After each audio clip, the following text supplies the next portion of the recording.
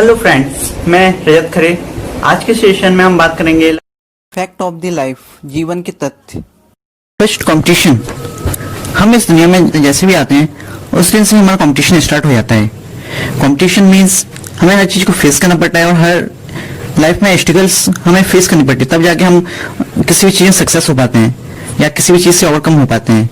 Competition day by day बढ़ता ही आता है और कॉम्पिटिटर्स भी बहुत रहते हैं, जिससे जब तक हम रेस में नहीं दौड़ेंगे जब तक हम उस रेस में जीत नहीं सकते, और बिना रेस की जिंदगी किसी काम की नहीं, हम कहीं नहीं पहुंच पाएंगे। सेकंड है हमारा लर्निंग्स।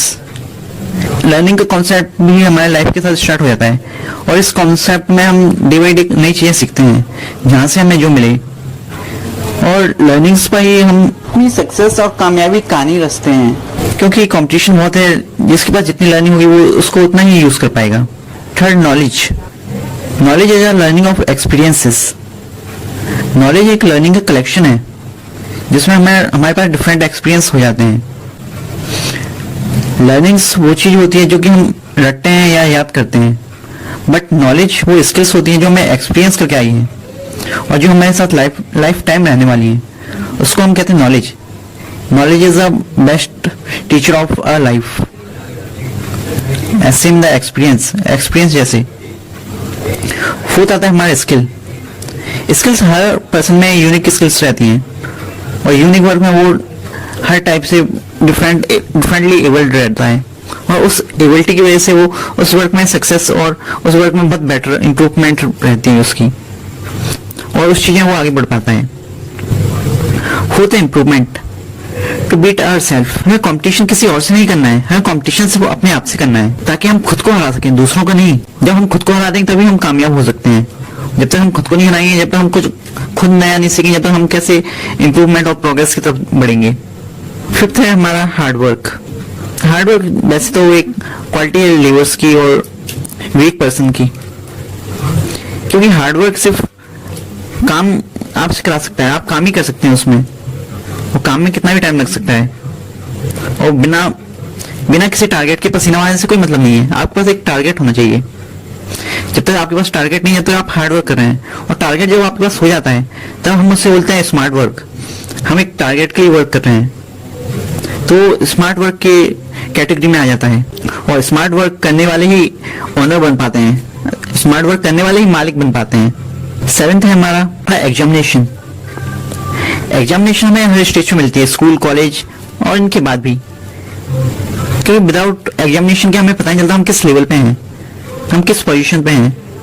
और एग्जामिनेशन से ही हमारे अंदर एक एक्सीलेंस की डेवलपमेंट होती है, हमारे अंदर एक नया जोश आता है कि हमें ये चीज करके दिखाना है, हमें ये चीज उससे अच्छी करनी है, और इसके लिए हम मेहनत करते हैं और अपने आप को और इम्प्रूव और बेटर करने की कोशिश करते हैं। एथ आता है हमारा result. Result notes the perfection in the world. Result सिर्फ हमारा प्रेजेंस दिखाता है। रिजल्ट चाहे बुरा हो चाहे अच्छा हो, लेकिन हमने वो किया है काम, हम कुछ तो सीखे हैं, चाहे हम फेल हो चाहे पास हो, लेकिन हम कुछ तो सीखे हैं। रिजल्ट हमेशा हमारे प्रेजेंस को नोट करता है कि हम इस दुनिया में हैं। अगर हम कुछ भी नहीं करेंगे, फेल नहीं होंगे, पास नहीं होंगे, अटेंड ही नहीं करेंगे, तो कौन हमें पूछेगा और क्या मतलब हमारा इस दुनिया में होने का। इसलिए आप अपने वर्क को हमेशा अटेम्प्ट कीजिए, चाहे आप फेल हो चाहे पास हो, लेकिन आप अपनी वैल्यू समझिए और हर वर्क में पार्टिसिपेट कीजिए और उसे बेटर से बेटर करने की कोशिश कीजिए। मैं कहता हूँ सैडनेस। सैडनेस सिर्फ एक फीलिंग है जो कि फ्री टाइम में हमारे माइंड में आती है। जब भी हम फ्री होते हैं या हमारे माइंड फ्री होता है, हमारे पास कोई वर्क नहीं होता, तो हमें अलग अलग टाइप्स की नेगेटिव थॉट्स हमारे माइंड में क्रिएट होते हैं कि हम ये भी कर सकते थे, हम ये भी कर लेते, ये कर ले तो हमारा बेटर था। वैसे कहते भी हैं कि खाली दिमाग शैतान का घर होता है, ये बात भी सही है। खाली दिमाग में ये इंसान ज्यादा सोचता है और उस ज्यादा सोचने की वजह से उसे खुद में ही घुटन और घबराहट होने लगती है और वो खुद से ही नाराज हो जाता है और अपने आप पे गुस्सा आने लगती है। इसलिए अपने आप को फ्री और खाली दिमाग कभी नहीं रखें, किसी ना किसी काम में बिजी रहें और कुछ ना कुछ करने की और नया क्रिएट करने की कोशिश करते रहें। इससे आप हमेशा सक्सेस होंगे और आपको नए नए एक्सपीरियंस और न्यू लर्निंग्स मिलेगी। तो हमारा हैप्पीनेस सिर्फ एक फीलिंग है जो स्ट्रेस फ्री माइंड की है। खुशी कुछ नहीं है, खुशी सिर्फ हमारा जो स्ट्रेस फ्री माइंड रहता है, हमारा टेंशन फ्री माइंड रहता है, उसकी एक फीलिंग है। जब भी हम टेंशन फ्री रहते हैं, स्ट्रेस फ्री रहते हैं और हमें किसी चीज की टेंशन नहीं रहती है, जब हमें पता रहता है कि हम बिल्कुल फ्री हैं, हमारे ऊपर कोई लोड नहीं है, तो हमें अपने अंदर से ही खुशी महसूस होती है कि हमने सब कर दिया, हमारे ऊपर कोई प्रेशर नहीं है। इसलिए आप अपने माइंड को हमेशा फ्री रखिए और विदाउट प्रेशर के वर्क कीजिए। आपका वर्क और बेटर होगा, बेटर से बेटर आपका वर्क होगा अगर आप अपने माइंड को फ्री रखते हैं और फ्रेश रखते हैं एवर। तो 13 आता है हमारा ड्रीम। ड्रीम एक हमारी विल है, हमारी इच्छा है जो हम करना चाहते हैं। सपने हमारी वो इच्छा रहती है जो हम करना चाहते हैं, जिस डेस्टिनेशन तक हम पहुंचना चाहते हैं और जिस टारगेट को हम अचीव करना चाहते हैं, वो गोल और वो पॉइंट रहता है हमारा। और हमारा आता है 15 नंबर विल।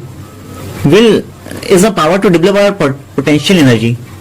विल हमारी वो पावर है जो हमारे पोटेंशियल को डेवलप करती है, हमारे जोश, जुनून और हमारी इच्छा को बढ़ाती है कि हमें अपनी मंजिल को पाना है, कैसे भी करके हमें वहां तक पहुंचना है और मैं कर सकता हूं। खुद के अंदर ही पॉजिटिव एनर्जी क्रिएट करने वाला ये हमारी विल रहती है, हमारी इच्छा रहती है। जब तक हमें खुद के ऊपर भरोसा नहीं होगा, हमारी खुद की इच्छा नहीं होगी, जब तक हम किसी टारगेट पर या हम कहीं नहीं पहुंच सकते। बिना अपने खुद के मन के या खुद ही डिसीजन लिए हम कहीं कुछ नहीं कर सकते। इसलिए विल हमारी हमेशा पॉजिटिव रहनी चाहिए। और डायरेक्शन डिस्टर्बेंस होने के कारण हम और किसी डायरेक्शन में इच्छा होने लगती है जाने की, लेकिन विल हमें राइट डायरेक्शन पे लाती है कि हम यहाँ तक पहुंच चुके हैं तो हम आगे तक क्यों नहीं जा सकते। अगर हम आधे रास्ते पहुंच चुके हैं तो हमें आधे रास्ते ही जाना है, ये हमारी विल काम करती है। इसके बाद हमारा आता है होप। 15 नंबर है hope. It is the ray of light that coming from the target destination point. Hope उस रे को कहते हैं जो हमारे टारगेट पॉइंट से आ रही है और हमारे डेस्टिनेशन पॉइंट से आ रही है। कभी भी जब भी हम सैड होते हैं या डिप्रेशन होते हैं, उस टाइम पे ये हमें हमारे पोटेंशियल को बिल्डअप करती है। इससे हमें अपने टारगेट की डायरेक्शन हमेशा दिखती रहती है कि हमारे टारगेट कहाँ है और हम कहाँ तक पहुंच चुके हैं। It is the ray of light. ये वो रोशनी है जो हमें हमेशा जुनून और इच्छा कराती रहती है कि हमें वहां तक पहुंचना है, उस रोशनी को छूना है, उस पोस्ट पर पहुंचना है, उस पोजीशन को हमें पाना है। लास्ट नंबर आता है टारगेट। टारगेट हमारी लाइफ में बिगनिंग से ही रहता है। जब से हम छोटे होते हैं, बोलना शुरू भी नहीं होता, लेकिन टारगेट हमारा हो जाता है कि हमें अब खाना खाना है, अब हमें पानी पीना है, अब हमें ये चीज चाहिए, अब हमारी एक चीज की इच्छा है, तो वो हमारा टारगेट छोटे से क्रिएट हो जाता है। लेकिन उस टारगेट के सेंस और मीनिंग्स टाइम वाइज बदलते जाते हैं। बड़े होते ही हमारा स्टडी का टारगेट हो जाता है, फिर हमारा जॉब का टारगेट हो जाता है, फिर हमारा किसी और चीज का टारगेट हो जाता है, कुछ और पाने का टारगेट हो जाता है। टारगेट एज वाइज चेंज होते हैं, जैसे हमारी एज बढ़ती जाती है वैसे टारगेट्स भी हमारे चेंज होते जाते हैं। टारगेट हमेशा वो विल होती है हमारी जो हमें कैसे भी पाने की इच्छा करते हैं, हम कैसे भी हम उस चीज को पाना चाहते हैं, बाई हुक और क्रुक, ऐसे या वैसे, लेकिन हम उस चीज को पाना चाहते हैं और उस चीज को अपना बनाना चाहते हैं और इस जोश के साथ काम करते हैं कि वो चीज हमारी ही है और हमें ही मिलकर रहेगी, और इस जुनून के साथ काम करते हैं तभी वो चीज हमारी हो पाती है और यही जुनून हमें कामयाबी की सीढ़ियों पर चढ़ाता है। हमें लाइक, सब्सक्राइब और शेयर करना ना भूलें।